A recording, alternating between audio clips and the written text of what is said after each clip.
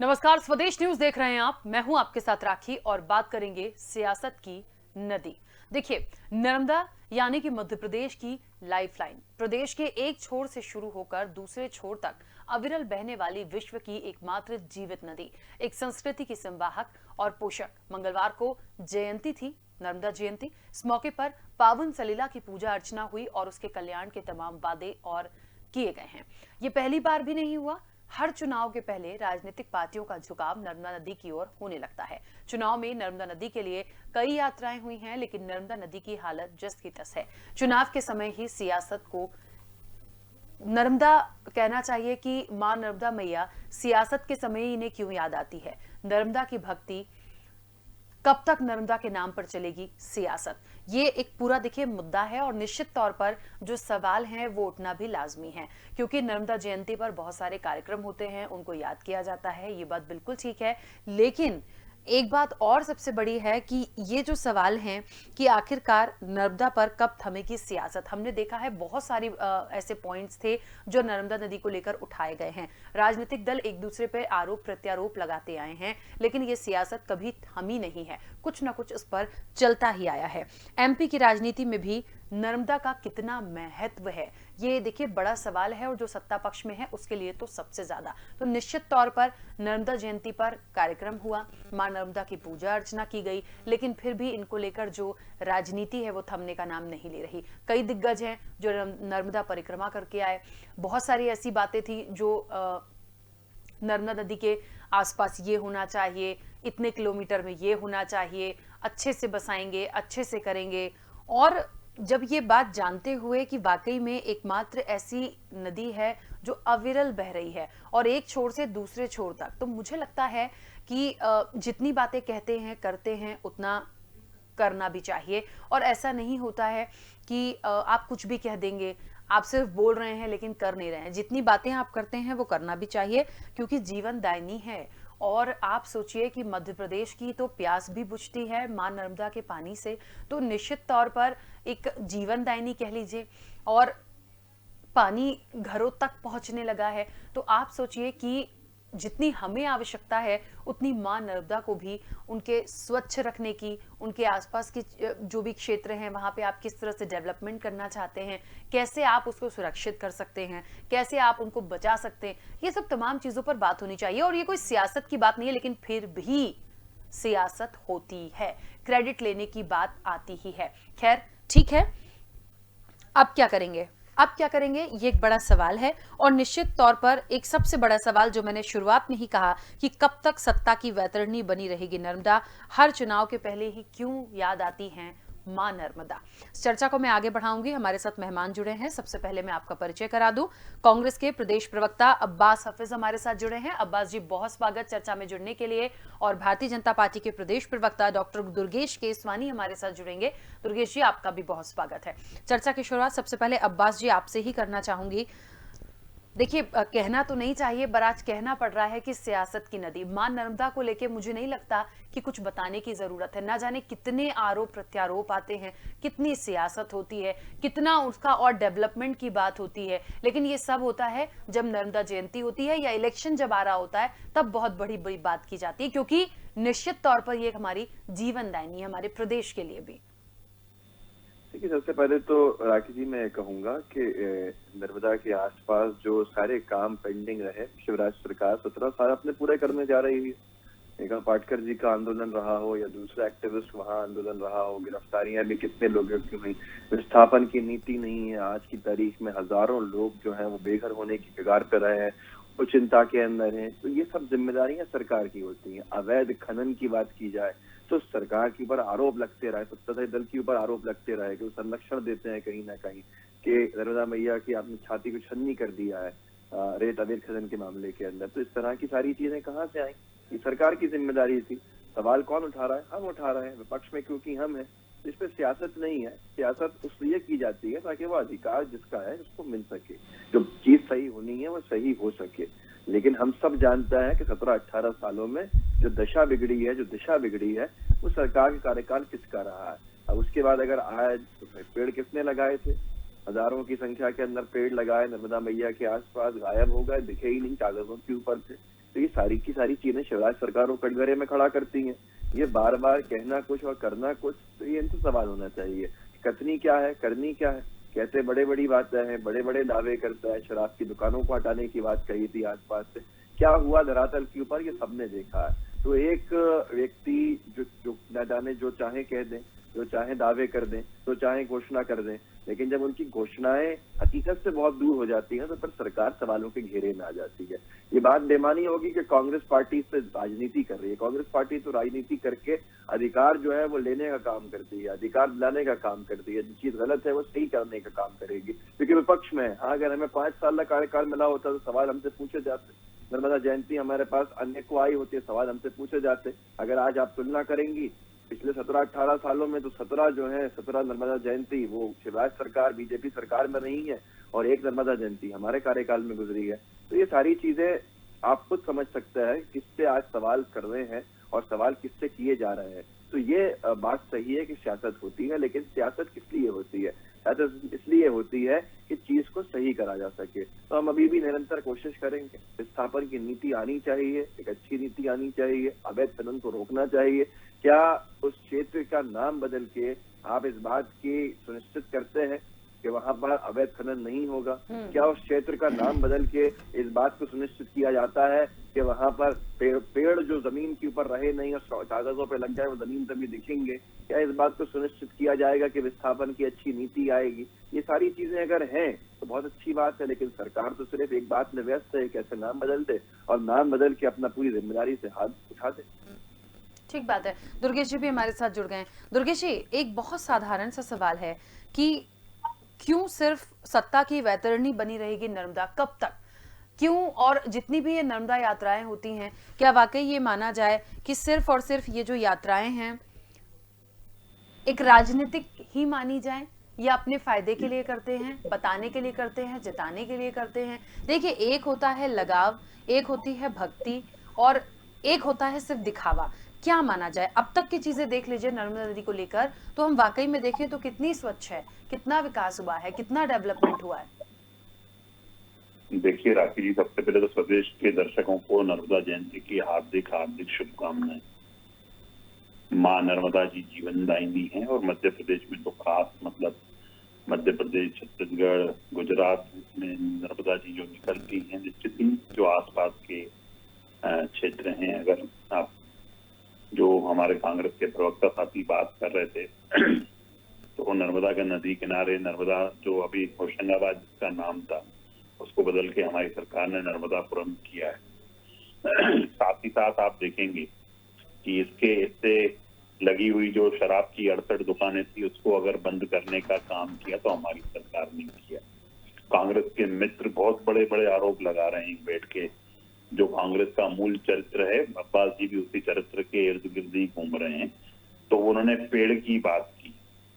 अरे जब 15 महीने का आपका शासन काल था, जब आप जनता के बीच में जाते थे कि पेड़ उगे या नहीं उगे, आपने जन आयोग की गठन की बात की थी, क्यों आपने एक दिन भी एक शिकायत के रूप में आगे बढ़ पाए क्या? ये सिर्फ आरोप लगाकर राजनीति करने वाले लोग हैं, और ये आरोप आज भी लगा रहे हैं। अरे भैया, जब आरोपों को ही जवाब देना है तो आप क्या उनके उमंग श्रृंगार जी के जवाब दे पाएंगे क्या, जो उन्होंने मीडिया के समक्ष आके कहा था अगर मध्य प्रदेश में कोई सबसे बड़े माफिया हैं तो दिग्विजय सिंह जी हैं। अगर कोई सबसे ज्यादा उत्खनन का काम, अवैध रेत खनन का काम कर रहा है तो वह दिग्विजय सिंह जी हैं। और मध्य प्रदेश को अगर लूटने के लिए कोई योजनाएं बनाई जाती हैं तो दिग्विजय सिंह जी के कहने पे बनाई जाती। हमारी सरकार मध्य प्रदेश की जनता को लूटने आई है। तब तो आपने उन आरोपों का जवाब नहीं दिया। अब आप फिर एक नए आरोप लगा के बैठ गए। भारतीय जनता पार्टी की सरकार, माननीय शिवराज जी खुद नर्मदा पुत्र हैं, वहीं उनका जन्म जेठ के गांव में हुआ है, और जो काम हमारी सरकार ने किए हैं उसको निश्चित रूप से नर्मदा जी को जो शिप्रा जी से जोड़कर इंदौर में, अगर इंदौर को पूरे उसको सिंचित करने का काम किया तो हमारी सरकारों ने किया। और नर्मदा जी निश्चित रूप से मोक्षदायिनी है और सब पाप हरती है। निश्चित रूप से मध्य प्रदेश के लिए वो लाइफ लाइन है, और उसके संरक्षण, उसके नर्मदा जी के लिए जो भी काम होंगे, माननीय मुख्यमंत्री जी संवेदनशील मुख्यमंत्री हैं, निश्चित रूप से उसको रोकने के काम अगर जैसे हमारे ये जो आरोप लगा रहे हैं मनगढ़ंत, उसके बाद भी मैं आश्वस्त करता हूँ कि निश्चित रूप से कहीं हो रहा है, आप हमें हमारे संज्ञान में लाइए, निश्चित रूप से उसको रोका जाएगा। ठीक है अब्बास जी, मुझे लगता है विपक्ष में होने के नाते जो बात आप कह रहे थे कि निश्चित तौर पर देखिए बात सियासत की नहीं है, बात यह है कि कुछ गलत है तो विपक्ष सवाल उठाएगा। दुर्गेश जी कह रहे हैं कि कुछ गलत हो रहा है तो आप बताइए, और उससे पहले आप बताएंगे मुझे यहाँ बहुत सारी चीजें। देखिए ये श्योरिटी कौन देगा कि अवैध खनन पूरी तरह से बंद हो गया? इस बात की संतुष्टि कौन देगा कि कोई भी गंदगी अब मां नर्मदा में नहीं जा रही है? इस बात की संतुष्टि कौन देगा कि आज यदि हम उस पर चर्चा करते हैं तो हम सिर्फ सियासत ना देखें? क्योंकि मैं फिर बोल रही हूँ ना, जीवन दायिनी है, लोग जानते हैं, लोगों की आस्था भावना जुड़ी होती है, तो निश्चित तौर पर करने की जिम्मेदारी किसकी है? वो उस चीज को पूरा करे, सिर्फ कहने से तो नहीं होता। देखिए सबसे बड़ा विषय यह है राखी जी कि हमारी सरकार के ऊपर आरोप लगाए कि 15 महीने की सरकार हमारी रही, हमने क्यों जांच करा के और उसके ऊपर कार्रवाई क्यों नहीं करी? जब जांच अंतिम समय पर आई, अंतिम चरण पर आई अपने, तभी इस तरह के काम किए गए। कई स्तर के ऊपर जांचें चल रही थी जो 1 साल का समय लेती हैं, और उसके बाद जब पूरे जांच का परिणाम आ रहा है तो इन्होंने सरकार गिराने के और जांच को दबाने का काम किया। तो ये बात किसी से छिपी नहीं है, आए दिन अखबारों के अंदर छपता है कि अवैध खनन के अंदर रास्ते बना दिए हैं नर्मदा मैया के अंदर। ये सारी चीजें जनता के सामने है। क्या इसको खंडन कर देंगे दुर्गेश जी? क्या सारी अखबार प्रदेश के झूठ बोल रहे हैं? आप लोगों ने भी कई बार स्टोरीज करी हैं इलीगल माइनिंग को रोकने के लिए, क्या वो झूठ है? क्या ये बात सत्य नहीं है कि 150 MLD से ज्यादा कचरा गंदगी है नर्मदा मैया के अंदर? क्या ये बात सही नहीं है? क्या हम झूठ बोल रहे हैं या आपका पैकेज झूठ बोल रहा है जो दुर्गेश भाई को दिख नहीं रहा? इसके साथ साथ आज की तारीख के अंदर बता दें कितने पेड़ लगे 6 करोड़ में से। वहां पर हमने जांच बैठाई थी और उसके बाद जांच के जो परिणाम थे वो आपने जनता के सामने सार्वजनिक ही नहीं किए, ना आपने उस जांच को आगे बढ़ने दिया। तो ये सारी की सारी चीजें अब आए ले देकर भारतीय जनता पार्टी के पास जब कोई भी अपने डिफेंस के अंदर पॉइंट नहीं बचता तो उमंग सिंगार जी के पास चले जाते हैं। उमंग सिंगार जी के मसले के ऊपर दिग्विजय सिंह जी बोल चुके हैं बीजेपी की सरकार से कि अगर ऐसा कोई इनपुट है तो मेरे ऊपर जांच बैठाइए, मेरे ऊपर आप कार्रवाई कीजिए। तो ये लोग कार्रवाई क्यों नहीं करते हैं? इनके पास मुद्दा है नहीं, हवाई बातें। ये लोग भूल जाते हैं कि ये सरकार के अंदर है और ये सरकार में रहकर एक जिम्मेदारी भरी पार्टी है। सत्ताधारी दल की जिम्मेदारियां होती हैं अपनी आप। आज सबसे बड़ा विषय यह है कि आपको मौका दिया था 15 साल और उसके बाद आपने जबरदस्ती मौका लिया अभी 2 साल से, और ये आप पूरा करेंगे अगले आने वाले 1.5 साल तक। तो इसके अंदर आप काम क्या कर रहे हैं? आप क्या सिर्फ और सिर्फ आरोप, प्रधानमंत्री महोदय की तरह आरोप लगाते रहेंगे पिछली सरकारों के ऊपर और अपने कार्यकाल पे कोई जवाब नहीं देंगे? दूसरों पर आरोप लगाना, आप अपने जवाबदेही से नहीं बच सकते हैं। आज सबसे बड़े विषय जो है वो चंद है। विस्थापन की नीति की पर बात कीजिए, विस्थापन की नीति के साथ साथ गंदगी पे बात कीजिए। क्या आपने शिप्रा में मिला दिया, उससे ये उसकी गंदगी साफ नहीं हो जाती है? शिप्रा की भी गंदगी आपने साफ नहीं करी। श्रद्धालु वहां पर जो अपने आस्था में जाते हैं वो कितने गंदे पानी के अंदर उतरना पड़ता, ये आपका जिम्मेदारी रही है। और ऐसे ही नर्मदा मैया की गंदगी को आपने साफ नहीं किया, तो आप कीजिए, अभी समय है। अगर आप सिर्फ आरोप प्रत्यारोप की राजनीति करते रहेंगे तो आप कुछ नहीं कर पाएंगे। आप प्लांटेशन 6 करोड़ का करवाइए, आप ये जिम्मेदारी, ये पूरा का पूरा आप वहां पे एडजस्टमेंट कीजिए, जिम्मेदारी उठाइए और ये आप कंफर्म कीजिए कि वहाँ 5-5 किलोमीटर के दायरे में शराब की दुकानें नहीं रहेंगी, ना अवैध रहेंगी ना वैध रहेंगी। तो ये सारी चीजें अगर आपकी नहीं हो रही हैं और आप अपने फिर आने बचे हुए 2 साल भी इसी में गुजार देते हैं कि कांग्रेस की कमलनाथ सरकार ने क्या किया 15 महीने की अल्प समय की सरकार ने, तो आप अपने पिछले 15 साल कुछ नहीं कर पाए और ये 3 साल भी आप कुछ नहीं कर पाए। ठीक है दुर्गेश जी, अपनी बात रखिएगा। एक छोटा सा सवाल है, दिग्विजय सिंह ने जब नर्मदा परिक्रमा की थी, हमें बहुत अच्छे से याद है, उस टाइम पे करीब 142 दिन की उनकी ये परिक्रमा थी और उसके बाद कांग्रेस को फायदा भी मिला था। और ऐसा क्यों लग रहा है कि कहीं ना कहीं भारतीय जनता पार्टी जो कर रही है, नाम भी देखिए बदल दिया गया और नाम बदलने के साथ साथ बहुत सारी चीजें अभी भी कह रहे हैं। नर्मदा जयंती पर कार्यक्रम तो खैर होता ही है, वो भी किया गया है। तो ऐसा क्यों लग रहा है कि इस चीज को राजनीति से नहीं लेके हम चले, मां नर्मदा को तो कम से कम छोड़ दें, लेकिन हमेशा इलेक्शन के टाइम पे जब ये चीजें होती हैं तो निश्चित तौर पर ये सवाल होता है कि सिर्फ राजनीति को साधने के लिए कि यदि कांग्रेस को फायदा मिला था तो भारतीय जनता पार्टी को भी मिल जाएगा। देखिए, भारतीय जनता पार्टी राजनीतिक फायदे के लिए कोई काम इस तरह के नहीं करती है राखी जी। जैसा आपने बताया, दिग्विजय सिंह जी ने यात्रा की और उसका फायदा उठाया उन्होंने, निश्चित रूप से वो उनकी जो यात्रा थी निश्चित रूप से राजनीति को अपनी चमकाने के लिए सरकार में आने के लिए, फिर उमंग श्रृंगार जी के बोलने के लिए। ये सब चीजें हुई और निश्चित ही अब्बास जी वरिष्ठ प्रवक्ता साथी हैं हमारे, और वो जिस बात की ओर इंगित कर रहे हैं वो निश्चित रूप से वो चाहते हैं कि जो इनके कार्यकाल का जो काला सच है वो जनता के बीच में न आए, इसलिए वो बात कर रहे हैं उमंग श्रृंगार जी की। अरे उमंग श्रृंगार जी की बात का खंडन करते थे कांग्रेस के लोग, नहीं कर पाए। उन्होंने इस चीज को स्वीकार किया कांग्रेस के लोगों ने, जो उमंग श्रृंगार जी ने बोला था। रही बात ये आरोप लगाने की, तो सरकारें आरोप लगाने के लिए नहीं होती है मेरे मित्र, सरकार तो काम करने के लिए होती है। यही कारण है कि मध्य प्रदेश की 8 करोड़ जनता की सेवा हमारे मुख्यमंत्री श्री शिवराज सिंह चौहान जी कर रहे हैं। उनके दुख में, उनके दर्द में, उनके तकलीफ में अगर कोई खड़ा है तो श्री शिवराज सिंह चौहान जी खड़े हैं।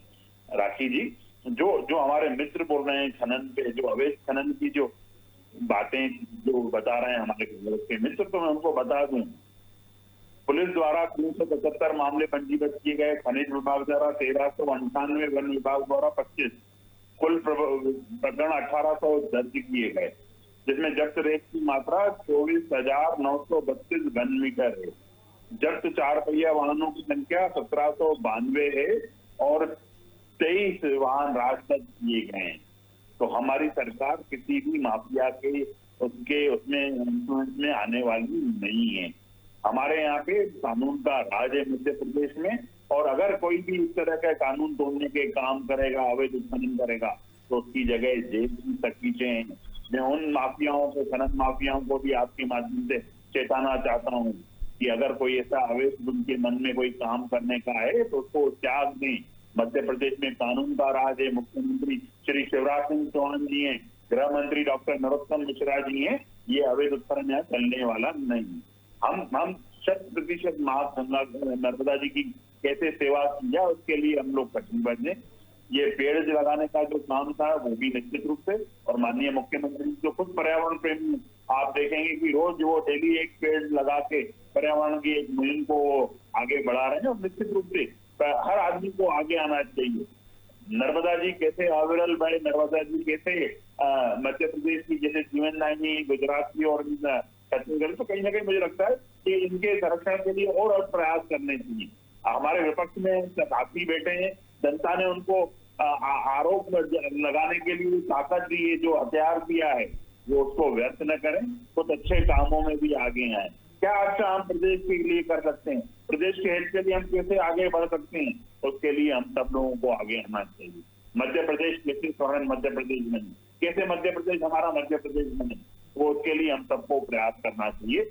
आरोप में अच्छे कामों में नहीं लगाना चाहिए, जिसको जनता अच्छा नहीं मानती है। अब्बास जी, ठीक है दुर्गेश जी, लेकिन कुछ बातें ऐसी हैं जो अभी भी, जैसे कि करीब 150 MLD से ज्यादा गंदगी अभी भी मिल रही है। इन सब चीजों के लिए क्या प्लान है? मैं ये सवाल बिल्कुल नहीं उठाऊंगी कि आपने कुछ नहीं किया, आपकी मंशा कुछ करने की नहीं है, मैं ये सब बातें नहीं कर रही हूँ। बात इसलिए हो रही है, एक तो नर्मदा जयंती, हम जितनी पूजा और आस्था की बात करते हैं, जितने भाव की बात करते हैं, राजनीति को तो एक तरफ रखिए, जीवनदायिनी हम उसे मानते हैं, तो कम से कम उसको प्रॉपर तरीके से हम स्वच्छ तो रखें। में और स्वयंसेवी संगठन भी इसमें काम करते हैं। पूजा सामग्री कुछ गंदगी कुछ न पहुंचे उसके लिए सभी लोग प्रयास कर रहे हैं। मैं आपके चैनल के माध्यम से भी मध्य प्रदेश, छत्तीसगढ़ और गुजरात के निश्चित रूप से जो दर्शक हैं हमको देख रहे हैं, उनसे भी मैं निवेदन करना चाहता हूँ कि नर्मदा जी कैसे अविरल बहे, नर्मदा जी में गंदगी न फैले, इसके लिए हम सबको प्रयास करने चाहिए। सरकार अपने तौर पर सब करेगी, पर जिस दिन हम ठान लेंगे, जैसे इंदौर वासियों के जज्बे को मैं प्रणाम करता हूँ राखी जी, उन्होंने ठान लिया कि हमारा शहर सबसे देश का स्वच्छ शहर में आए, तो निश्चित रूप से उनकी इच्छा शक्ति, दृढ़ इच्छा शक्ति के लिए हर इंदौरी के जज्बे की वजह से ही आज हम जो स्वच्छता में इंदौर बाजी मार रहे हैं। ऐसे ही हम सब लोगों को मिलकर प्रण करना चाहिए, गंदगी नहीं फेंके। नदी अविरल निश्चित रूप से जीवनदायिनी, और मां नर्मदा जी की तो बड़ा एक विशेष महत्व है मध्य प्रदेश के लोगों के लिए। मैं निश्चित रूप से हम सबसे निवेदन करता हूँ कि ये सब चीजें न करते हुए उसको और कैसे अविरल रूप से, कैसे विराट रूप में नर्मदा जी दिखे, निश्चित रूप से उसके लिए सबको प्रयास करने चाहिए। सरकार अपने तौर पर सभी प्रयास कर रही है। हाँ, अब्बास जी कुछ कह रहे थे? देखिए राखी जी, हम सब जानते हैं कि दुर्गेश जी एक अच्छे विद्वान प्रवक्ताओं में से हैं, और इनकी पकड़ सरकार में भी इनकी सुनी जाती है। तो ये सिर्फ यहाँ पर बचाव का काम नहीं करें, बल्कि सरकार से कहें, जो कंसर्न मंत्री हैं उन तक इनकी पहुंच रहती है, आपकी मुख्यमंत्री तक पहुंच रहती है, आप कहिए। मैं आपको चंद हेडलाइंस पढ़ के सुनाना चाहता हूँ, 2 महीने पहले की हैं, जिसके बारे में दावे की पोल खुल जाती है। एक अखबार ने लिखा, अवैध खनन माफियाओं का बढ़ रहा हौसला सीहोर में, नर्मदा नदी में रेत खनन के लिए बना डाले 3 अस्थायी पुल। एक और अखबार ने लिखा, नाव के जरिए नर्मदा नदी से अवैध खनन। एक अखबार ने लिखा, उसूलों का नहीं मामला वसूली का, अफसर की उगाही कर रहे रेत माफिया के कर्मचारी, नर्मदा के ग्रीन बेल्ट से हो रहा अवैध खनन। एक आखिरी और है, अवैध रेत खनन के लिए माफिया दे रहे हादसों को दावत, नर्मदा नदी की तेज लहरों में पलटी ट्रैक्टर ट्रॉली। ये सारी चीजें मध्य प्रदेश की हैं, सीहोर की हैं, होशंगाबाद की हैं। आप दूसरे राज्यों की तरफ जा रहे हैं और दुर्गेश जी अपनी सरकार को इतनी खूबसूरती से बचा रहे हैं कि यहाँ पर वो जो श्रद्धालु हैं उनके ऊपर कह रहे हैं कि वो लोग सही से करें, जो दर्शन करने आए हैं वो सही से सफाई का ख्याल रखें। कह रहे सरकारें क्या कर रही हैं? सरकार गुजरात में आपकी है, मध्य प्रदेश में आपकी है, और आप सरकार के काबिल अंग हैं। आपको सरकार के अंदर हर एक व्यक्ति जानता है। कोई दुर्गेश जी कोई मामूली चेहरा तो है नहीं, तो ये यहाँ पर डिपेंड करें। इनको चाहिए कि सरकार से ये बातचीत करें और ये जिम्मेदारी यहाँ पर उठाएं।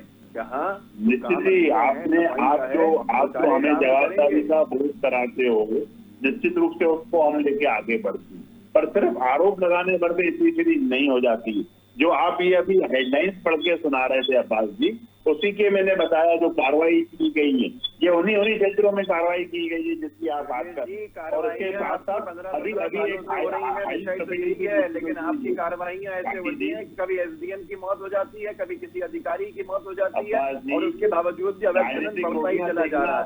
राजस्व को नुकसान पहुंच रहा है, अवैध खनन करने वालों को फायदा पहुंच रहा है। और आपकी सरकार कहीं ना कहीं मौत संरक्षण। पर मुझे लगता है कि आप आरोप कांग्रेस से ओत-पोत होकर आप बार आरोप न लगाएं। आरोप लगाने पर भी ऐसी नहीं है। आपने जो हेडलाइन पढ़ के सुनाई, हमने उसी पे कार्रवाई की हुई है। एक भी ऐसा आदमी नहीं है जो मध्य प्रदेश में अगर इस दृष्टि से कर रहा है काम, तो उसके लिए जेल की सलाखें, किसी को बख्शा नहीं जाएगा। अब्बास जी ने बड़ी गंभीरता से जो आपने मेरे समक्ष बात रखी है, अब्बास जी सुन लीजिए, आरोप लगाने के बाद सुन लिया कीजिए।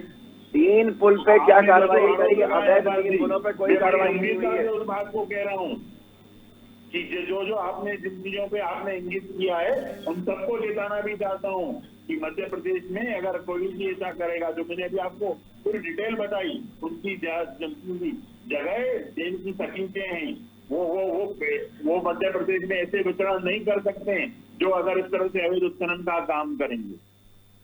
ठीक है, एक छोटा सा सवाल है, बहुत जल्दी से दुर्गेश जी आपसे ही जानना चाहती हूँ। हम इस पे भी गौर करें ना कि जब नर्मदा जयंती आती है तभी क्यों मां नर्मदा को याद करते हैं? साल भर याद कर लें, साल भर पूज लें, साल भर विकास कर लें। देखिए, आपने बहुत अच्छी बात बोली, और निश्चित ही इसकी और अगर कोई काम करता है तो भारतीय जनता पार्टी की सरकार करती है।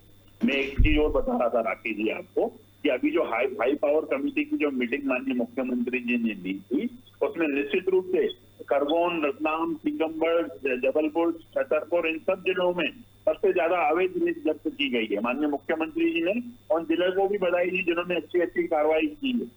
हमारी सरकार दृढ़ संकल्पित है कि मध्य प्रदेश में अवैध उत्खनन नहीं होने दिया जाएगा। और निश्चित रूप से जो अब्बास जी ने भी आज कितनी बातों को इंगित किया है, उनको भी हम निश्चित रूप से करेंगे, क्योंकि जन कल्याण के काम करने ही भारतीय जनता पार्टी की सरकार आती। माननीय मोदी जी के जो मूल मंत्र है, सबका साथ, सबका विकास, सबका विश्वास, उसको लेकर हम जनता के लिए, और निश्चित रूप से हम प्रदेश के हर उस अच्छे काम को करना चाहेंगे जो जनता के हित का हो। ठीक है, देखिए ये बहुत जरूरी था, यहाँ पे भी थोड़ा सा बचाते बचाते नजर आए हैं। अब्बास जी, वाकई में मुझे लगता है कि सिर्फ जयंती पर नहीं, हम हमेशा सोचे पक्ष हो, विपक्ष हो, आम लोग हों। देखिए, आम जनता का क्या है, आम जनता चीजों को बता सकती है, सामने ला सकती है, पहुंचा सकती है, लेकिन करना किसको है? करना सत्ता पक्ष को है। और जिस तरीके से दुर्गेश जी कह रहे हैं कि ठीक है और अच्छी बात थी, ये जो बात मैंने उठाई यहाँ पर ठीक बात है, लेकिन मुझे लगता है विपक्ष भी अपने सुझाव, अपनी बातें, क्या आप अच्छा कर सकते हैं, मुझे लगता है वो बिल्कुल सामने रखना चाहिए ताकि ये कर भी पाए।